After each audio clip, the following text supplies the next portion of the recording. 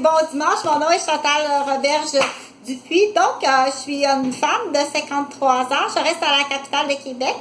Et puis, je suis une professionnelle de la santé, de l'éducation. Et puis, je vous offre de la vidéo comme ça que tu peux utiliser aussi pour apprendre le français. Mais tout à la fois, c'est que je te donne des formations en santé, en éducation, en droit. Puis, j'explique dans un langage facile à comprendre en français que aussi les jeunes Québécois francophones du Québec ou du Canada peuvent écouter puis dire ben je comprends, c'est une matière qui est intéressante puis je comprends parce que c'est assez simple. Donc moi je pense qu'à partir de dépendamment là, c'est ça, c'est des coyotes de Montréal, je crois pas que tu vas comprendre à 2-3 ans, mais si c'est des tigers puis des éléphants puis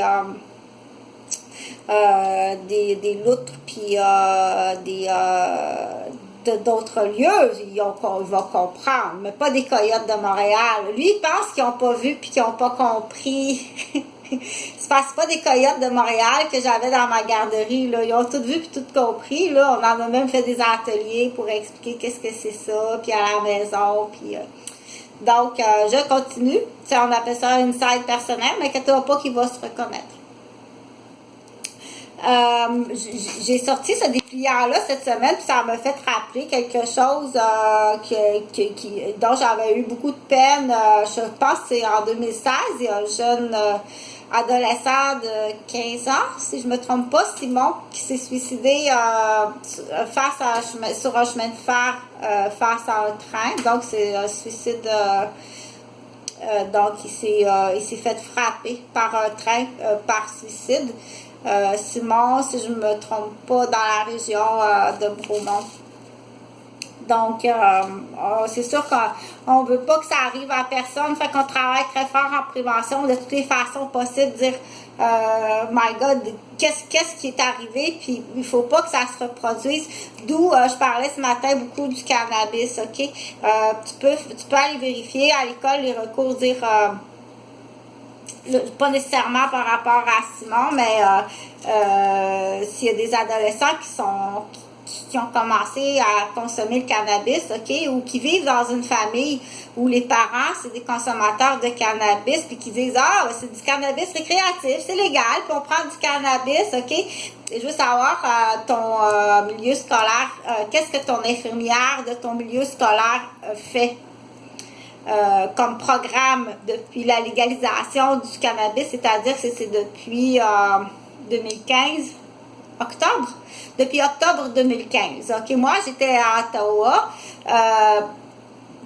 C'est des dossiers que auxquels j'ai traité, que j'ai étudié. J'étais à Ottawa quand Justin Trudeau, je pense en octobre, donc à ce moment-là, depuis octobre.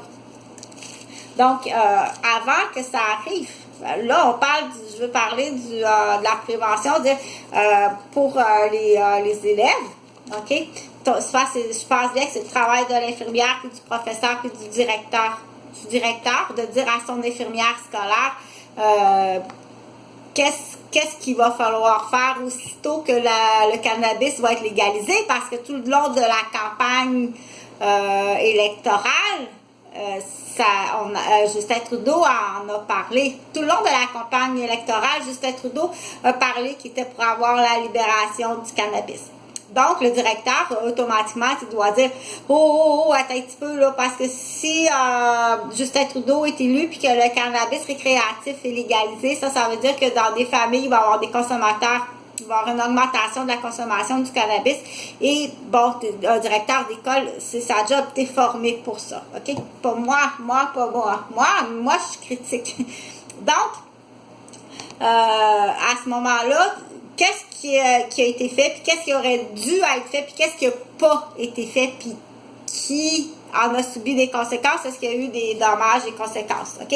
À ce moment-là, c'est là que je veux que tu ailles à dire comment ça se fait qu'il n'y avait pas ça dans mon école. Du moment que le cannabis a commencé à dire, il y a des élèves qui vivent dans des milieux, des familles, que les parents fument du cannabis ou qui sont en contact avec la drogue ou qui ça pas été, ou ils en ont pris pensant qu'ils n'ont pas été plus informés que ça à l'école. Donc, je te donne des numéros de téléphone au Nunavik sans frais 1-866-778-0770. Je recommence 1-866-778-0770. Capitale nationale, Chaudière-Appalaches 1-888-881-7192. Je donnerai d'autres numéros tantôt.